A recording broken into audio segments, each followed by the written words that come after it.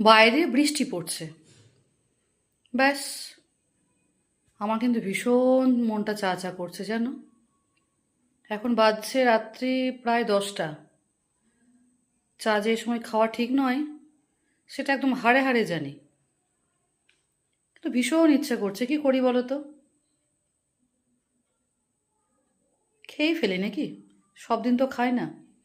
আসলে বাইরে যে বৃষ্টির যে একটা মিঠে একটা সুন্দর একটা আবহাওয়া না, ব্যালকনিতে বসে মনে হয় একটু চা হলে না ব্যাপারটা জমে যেত।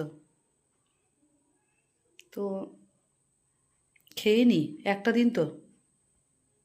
আচ্ছা, তোমাদের এরকম হয়?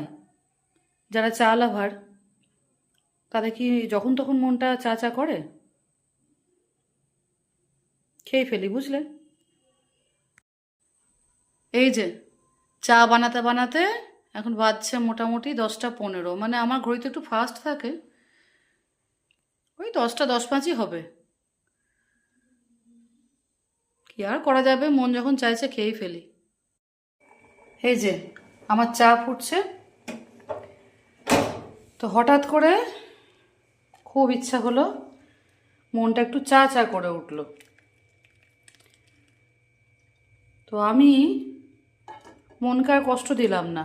প্রথমে বহু দোলাচলে ভুগলাম, তারপর মনকে আর কষ্ট না দিয়েই আমি কিন্তু চাটা বানিয়ে ফেললাম। প্রচুর দোনামোনা করেই বানালাম, খাবো কি খাবো না, খাবো কি খাবো না। তারপর এখন বুঝি যে বাংলায় একটা প্রবাদ আছে না, খ্যাপার মন বৃন্দাবন। হঠাৎ করে রাত 10টায় ইচ্ছা হলো চা খাবো, ঠিক আছে, খাই। এই দেখো, বাইরে মোটামুটি নিঝুম পরিবেশ, আর তার সঙ্গে হালকা বৃষ্টি আমেজ, রাস্তাগুলো ভিজে, আর আমার এই ব্যালকনিতে বসে হঠাৎ করে ইচ্ছা হলো না, চা খেতেই হবে। বুঝতে পারছো, এই আলো আঁধারি পরিবেশটা আমার ভীষণ প্রিয়।